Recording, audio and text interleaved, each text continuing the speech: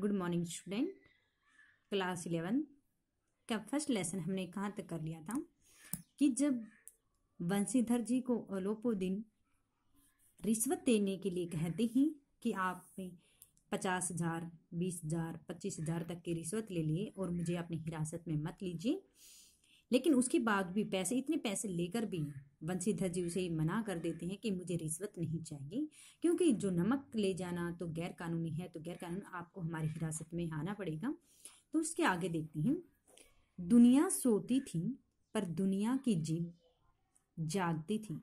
इसमें क्या कहा गया है कि दुनिया यानी कि शाम के समय में जब अलोपुदीन को पकड़ा गया था, उस समय गांव के सभी लोग सो रहे होते थे, लेकिन ये चर्चा फिर भी पूरे के पूरे गांव में फैल चुकी है कि अलोपुदीन को पकड़ लिया गया है। सवेरे देखे तो बालक वृद्ध सबके मुंह से यही बात सुनाई देती है। जब सुबह हम उठते हैं तो सभी छोटे छोटे बच्चे होते हैं, बालक होते हैं, बड़े बूढ़े होते हैं, सभी के मुख से हमें ये एक बात सुनाई दे रही है कि अलोपुदीन को पकड़ा गया है। जिसे देखिए वही पंडित के इस व्यवहार पर टीका टिप्पणी कर रहा है, निंदा की बौछारें हो रही, सब उसकी बुराई कर रही हैं अलोपुदीन की। मानो संसार में अब पापी का पाप कट गया। सभी लोगों के मुख से कह रहा कि सभी के यानी कि पैसे के दम पर वह हर गलत कार्य को करता रहता था और एक झूठ को सच बनाता था, लेकिन आज इस पापी का भी पाप कट गया है।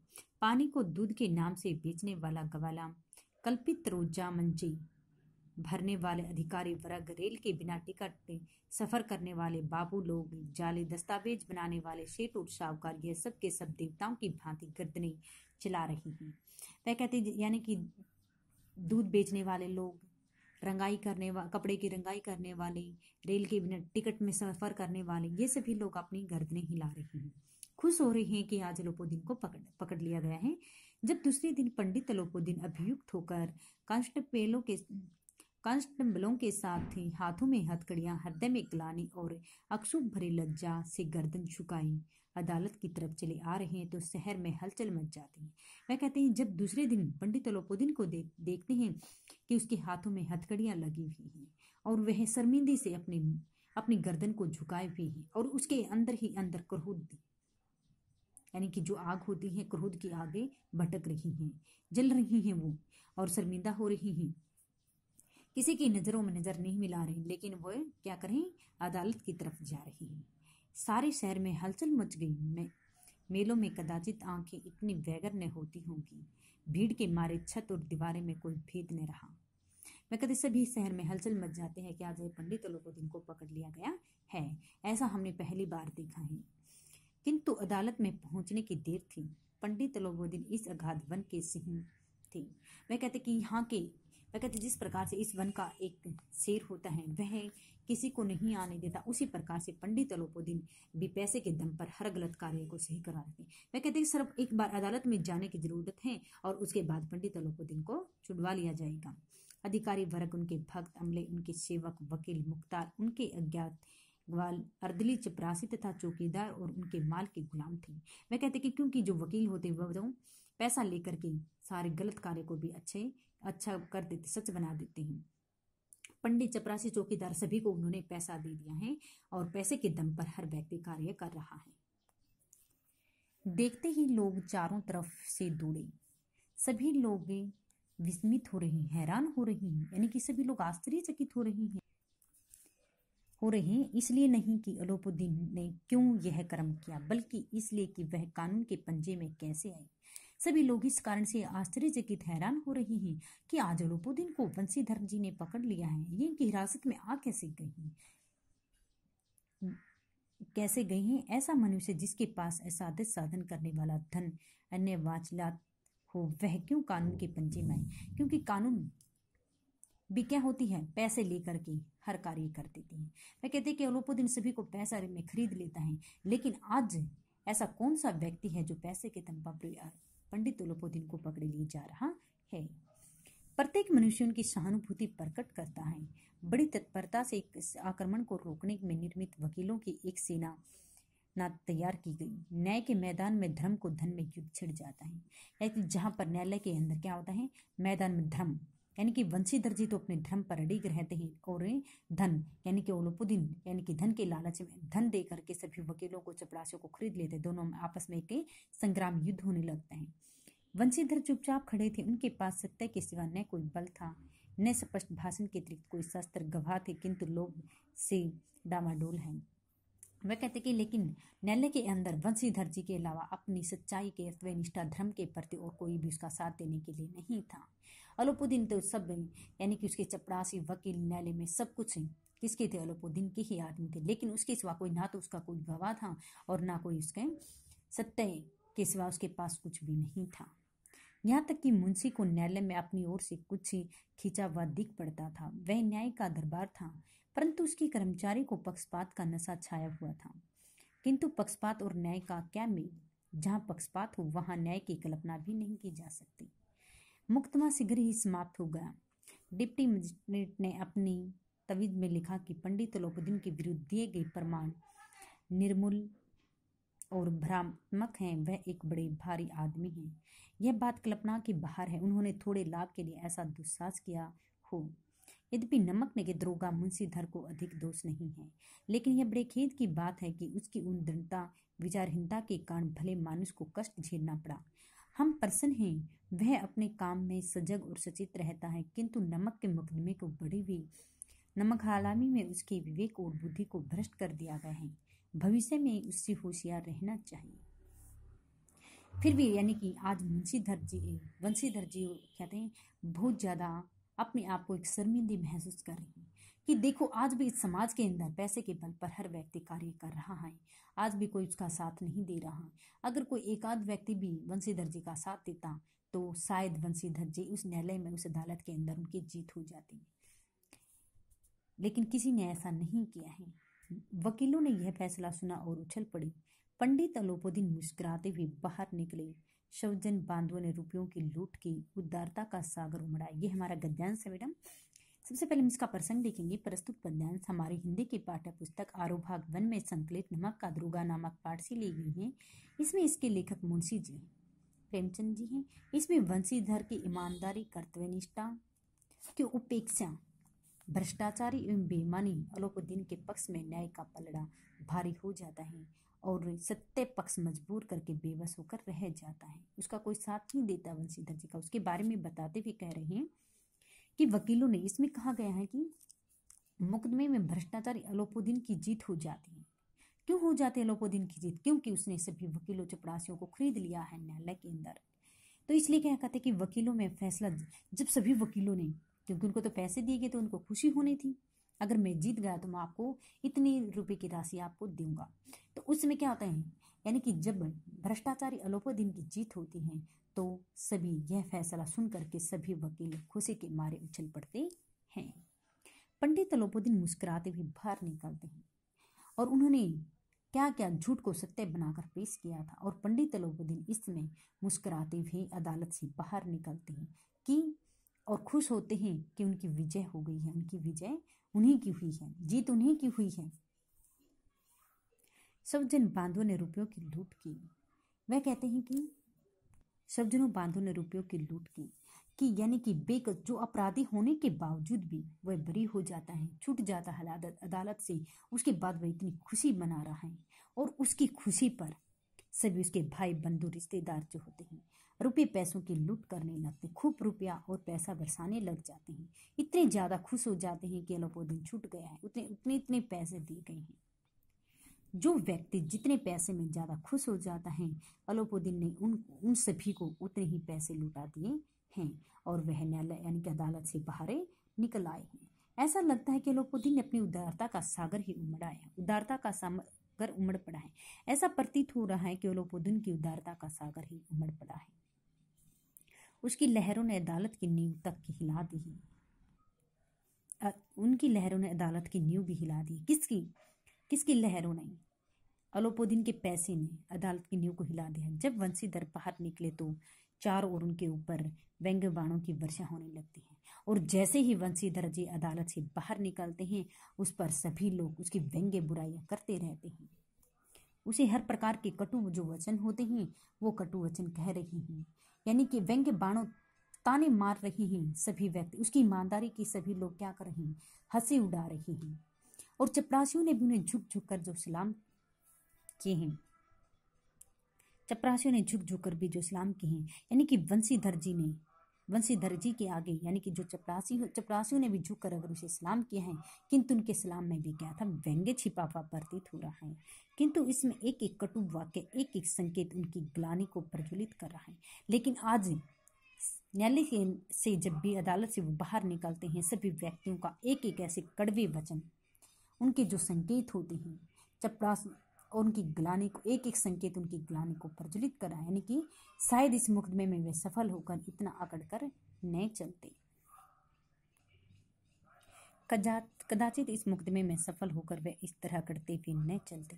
वह कहते कि कभी भी, यानी कि अगर कोई भी उसे इस बात की ग्लानि हो रही है वंशीधर जी को, अगर आज कोई उसका व्यक्ति, यानी कि ये कसूर है, वार है, यानी कि इसने गैर कानूनी नमक ले जाने का जुर्म किया है, उसके बावजूद भी ये अकड़ कर मुकदमे में सफल होकर के, जीत करके अकड़ कर बाहर निकल रही है, ये उसे सहन नहीं हो रहा। आज उन्हें संसार का खेदजनक विचित्र अनुभव होता है। वह कहता है कि आज उन्हें संसार का अत्यंत दुख देने वाला अजीब अनुभव हुआ। आज उन्हें, किसको, वंशीधर जी को अत्यंत दुख अनुभव हुआ। उन्हें सोचा कि लोग उनकी ईमानदारी की तारीफ करेंगे। उन्होंने सोचा था कि जैसे मैं अदालत से बाहर निकलूंगा, लोग मेरी क्या करेंगे, ईमानदारी की तारीफ करेंगे। किंतु ऐसा नहीं हुआ। क्या हुआ, बल्कि सभी लोग क्या, उसकी ईमानदारी का हंसी मजाक उड़ा रही हैं, उस पर संदेह कर रही हैं। किंतु उसे ऐसा अनुभव हुआ कि न्याय और विद्वता की बातें न्याय और विद्वता, लंबी चौड़ी उपाधियां, बड़ी बड़ी धाड़ियां और ढीले चोंगे एक भी सच्चे आदर के पात्र नहीं है। फिर वह कहते हैं, आज मुझे अनुभव हुआ कि बड़े बड़े जो न्यायाधीश होते हैं, जो कानून होते हैं, विद्वान होते हैं, लंबी लंबी चौड़ियां धाड़ियां वाले जो बड़े बड़े बुजुर्ग होते हैं, ढीले चोंगे वाले न्यायाधीश, ये सब के सब क्या होते हैं, बेईमान होते हैं। ये पैसे के लालच में आकर कुछ भी कर सकते हैं। आज मुझे एहसास हुआ कि इस संसार में सिर्फ पैसे के बल पर ही हर प्रकार के जो कार्य हैं वो कार्य हो रहे हैं। इसलिए हमारे समाज में भ्रष्टाचार फैला हुआ है। सच्चे व्यक्ति का तो इस समाज के अंदर कोई भी आदर व सम्मान नहीं है। इसके बाद में इसका विशेष लिखना आपने कि इसमें न्यायालय व्यवस्था के पक्षपात पर करारा व्यंग्य किया है। इनकी भाषा सहज व सरल मानी गई है, भाषा विषयानुकूल भी है। कर्तव्य, वंशीधर जी की ईमानदारी और कर्तव्यनिष्ठा पर गौरव किया गया है। अनुप्रास, अतिशयोक्ति आदि अलंकारों का इसमें प्रयोग भी किया गया है। वंशीधर जी ने, इसमें से हमारा प्रश्न बनता है कि नमक का दरोगा नामक कहानी के आधार पर पंडित अलोपुद्दीन के चरित्र पर टिप्पणी कीजिए। यानी कि वंशीधर जी का हमने कर लिया था कि वंशीधर जी क्या थे, कर्तव्यनिष्ठ थे, ईमानदार थे, कठोर स्वभाव वाले थे, संवेदनशील, अभिमानी थे। लेकिन अलोपुद्दीन के चरित्र के बारे में बताना है कि भ्रष्ट एवं घमंडी, कि अलोपुद्दीन एक भ्रष्ट आचरण वाला व्यक्ति था। उसे अपने धन की शक्ति पर बहुत ज्यादा घमंड था। क्यों था कि वह एक अमीर व्यक्ति था, फिर भी चोरी करता रहता था। सभी लोग उसकी निंदा करते थे। आचरण में समाज की असमानता छाई हुई थी। उसने सोचा था कि मेरे पास इतना सारा धन है, धन के पर मैं, यानी कि बड़े बड़े जो व्यक्ति होते हैं उनको भी मैं खरीद सकता हूँ, कोई भी पैसे के दम पर मैं कैसे भी कार्य करवा सकता हूँ। इसलिए उस तरह अपने पैसे का एक घमंड भी था और समाज में हर प्रकार के गलत कार्य भी वो करता रहता था। भ्रष्टाचार, बेईमानी आदि कार्य करता था। धन का गुलाम, सेठ अलोपुद्दीन के पास बहुत सारा धन था, फिर भी गलत तरीकों से उसके पास इतना सारा धन होने के बावजूद भी क्या था, अलोपुद्दीन यानी कि गलत कार्य करके बहुत सारा धन कमाना चाहता था। उसे अपने धन की शक्ति पर बहुत भरोसा था। वह अमीर होते हुए भी क्या करता था, वह अमीर होते हुए भी नमक की चोरी उसने की थी, जबकि नमक को ले जाना गैर कानूनी बताया गया था। लेकिन उसके बाद भी सभी लोग उसके धन की शक्ति के सामने क्या थे, बिक जाते थे, झुक जाते थे। और फिर भी वह क्या था, नमक ले जाने का कारोबार उसने कभी भी नहीं छोड़ा था। और लेखक ने कहा कि धन की लालसा में आकर हर बड़े बड़े जो व्यक्ति हैं ये कार्य करते रहते हैं। अखंड विश्वास था पंडित अलोपुद्दीन को अपनी लक्ष्मी पर, क्या था, अखंड विश्वास था कि पैसे के लालच में आकर हर वह कार्य कर सकता है। लेकिन पैसे के लालच में एक वंशीधर जी ऐसा व्यक्ति था जिसने उसको के पैसे के लालच में आके अपने धर्म और कर्तव्यनिष्ठता को नहीं छोड़ा था। व्यवहार कुशल। पंडित अलोपुदीन के व्यक्तित्व की अन्य विशेषता यह भी है कि व्यवहार कुशलता। वह मौके के अनुसार बात करता था, अड़ियल अधिकारी की चिकनी चुपड़ी बातें करता था। सभी व्यक्तियों को, सामान्य जो व्यक्ति होते हैं, उनको धन का लालच देकर के वह कैसे भी सही का गलत कार्य को सही करवा लेता था। आवश्यकता पड़ने पर वह उनके सामने गिड़गिड़ाने भी लग जाता था। लेकिन बंशीधर जी जैसे एक कठोर थे, ईमानदार व्यक्ति थे, अफसर थे, इसलिए पहले उसने धन का लालच कभी नहीं देखा। और जैसे ही वह उसके सामने, अलोपुदीन जो होते हैं, जब वंशीधर जी उसे हथकड़ियां लगाते हैं तो अलोपुदीन उसके सामने गिड़गिड़ाने लगते हैं और पैसे का लालच देकर के उसे छोड़ने के लिए कहते हैं। प्रभावशील व्यक्ति। पंडित अलोपुदीन एक धृष्ट व्यक्ति भी थी। पूरे के पूरे एक क्षेत्र में क्या थे, उसकी एक धाक थी, सभी व्यक्ति उससे डरते थे, उसके सामने कोई भी व्यक्ति नहीं बोलता था। जिस प्रकार से यानी कि वंशीधर जी ने जब बदलू को हथकड़ी लगाने के लिए कहा तो बदलू भी क्या होता, डर जाता। उसे ये था कि अलोपुदीन जैसे एक दिन अदालत से बाहर आएगा, वह उस पर यानी कि अत्याचार करेगा, मारेगा, पीटेगा, ठीक है। इसलिए वो व्यक्ति भी उससे डरते थे, यानी कि उससे हर व्यक्ति बचता था। उन्हें सोचा कि पैसे के दम पे आकर क्या पता कैसे कार्य करवा सकते हैं, इसलिए वो वंशीधर जी को मना करते हैं कि मैं आपको 25, 30, 40 हजार रुपये भी दे सकता हूँ, लेकिन आप अलोपुदीन को छोड़ दीजिए, इसको अपनी हिरासत में मत लीजिए। ऐसे व्यक्ति भी थे। परिवर्तनशील व्यक्तित्व। कितना भी भ्रष्ट एवं बेईमानी प्रतीत हो, उसके लिए धन ही सब कुछ था। परिवर्तनशील व्यक्ति भी थे, यानी कि अलोपुदीन के लिए क्या था, धर्म सत्य कुछ नहीं था, सिर्फ धन ही उसके लिए सब कुछ था। इसलिए उसके अपनी शक्ति का भी घमंड था। दूसरों को रिश्वत व धन का लालच देकर हर गलत कार्य वो करवा लेता था। लेकिन जब न्यायालय में भी रिश्वत लेकर के गलत कार्य उसने किया था, नमक को ले जाने का, लेकिन फिर भी वकीलों, न्यायाधीशों को उसने पैसे दे करके अदालत में विजय हो गई थी। और उसमें विजय पर वो इतने ज्यादा खुश थे, उसके सगे संबंधी भी, जितने पैसे में, जितनी रिश्वत में उसका काम किया, उतनी रिश्वत उन्होंने उसको दी थी। इसलिए यह एक बेईमानी व्यक्ति भी थे। अगला है, वंशीधर के पिता वृद्ध मुंशी के चरित्र पर संक्षिप्त टिप्पणी कीजिए। वंशीधर जी के पिता क्या थे, एक वृद्ध मुंशी, एक साधारण व्यक्ति थे। वह अपने बेटे को शिक्षित करता था ताकि पढ़ लिख कर वह एक अच्छी नौकरी लगे। लेकिन वृद्ध मुंशी जी की इच्छा थी कि चाहे नौकरी चाहे कितनी भी छोटी हो, पद चाहे उसका चाहे कितना भी छोटा हो, लेकिन रिश्वत की जो कमाई होती है, ऊपर की जो कमाई होती है, मेरा बेटा वो कमाए। क्योंकि वह कहते कि मैं बूढ़ा हो चुका हूँ, ये चीजें देखते हुए कि हमारा इसमें खर्चा नहीं चलेगा। महीने की जो कमाई, जो पैसा आता है, इसमें हमारा खर्चा नहीं चलता। ऊपर की जो कमाई, उसमें हमारा खर्चा, जो ये पैसे हमें मिलते हैं तनख्वाह के, वो हमारे क्या हो जाएंगे, बच जाएंगे। किंतु वंशीधर ने ईमानदारी के कारण नौकरी की मुअत्तल कर दिया था और उसका पिता अपना सिर पटक लेता और उसे जी भर कर कोसता था।